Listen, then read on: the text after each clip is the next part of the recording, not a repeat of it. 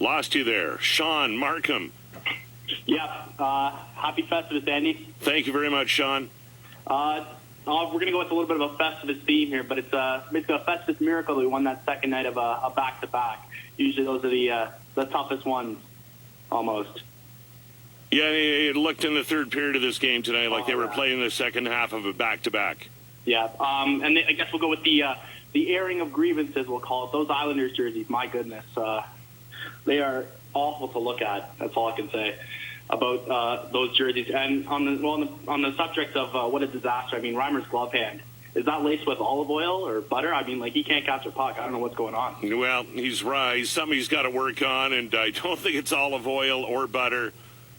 And he can catch the puck, but he wouldn't have thought that he could in this game tonight. Islanders are going for that glove. Looked like it. Vancouver is our next stop. Greg, how you doing, Greg? Hey, Andy. Happy holidays. You too, sir. Best of the season. Thank you.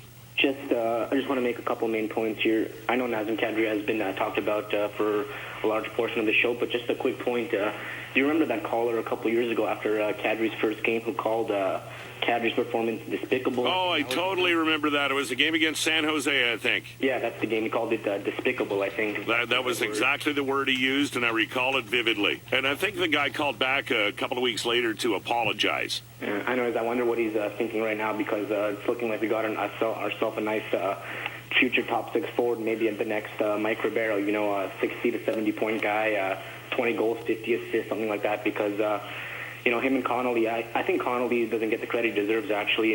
He's really underrated, in my opinion. His vision is up there with the best of them, and he creates a lot of room out there. Do you agree with that? Yeah, he does. Tim Connolly, and it's all about staying healthy, And if Connolly can maintain his health, he is so creative and he sees the ice so well, and he can be such an important part of this Maple Leaf hockey team. If he can stay healthy, that's what it's all about with Connolly. It's been going on for years. Yeah, that's the main thing. But, as of now, I mean, his vision is it's him and Naz and even Clark there. They're really having some nice chemistry.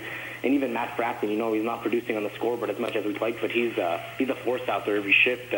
His speed, his skill, and his work in the corner is just it's really nice to watch. Yeah, for sure. Matt Frampton, nice player. How about a Christmas gift from you, Greg, for this Maple Leaf hockey team? What do you think it would be? What does this Leaf team need, and what does this Leaf team want in the way of a Christmas gift? A Christmas gift, I'd like to see number 15 from the Anaheim Ducks wrapped up and delivered to Brian Burke's door on Christmas morning. That'd be a pleasure to see. Wow, you're talking about Getzlaf. Yep, and I think realistically, I think they'd want Kadri, Shen, and a guy like maybe not Colburn, maybe a guy like Carl Gunnarsson or Cody Franz, and just strengthen their back end. And it's tough to say, but I think I do a deal.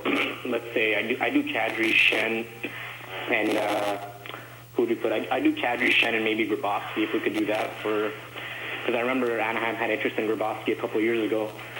So I do that one, but he's an upcoming USA, so maybe they wouldn't want him. But even Kuhlman, maybe with the way Kadri's playing, maybe he could be expendable. I don't know, but let's say Kuhlman, Shen, in the first-round pick. I think I'd do that deal for Brian Getzlaf. Would you?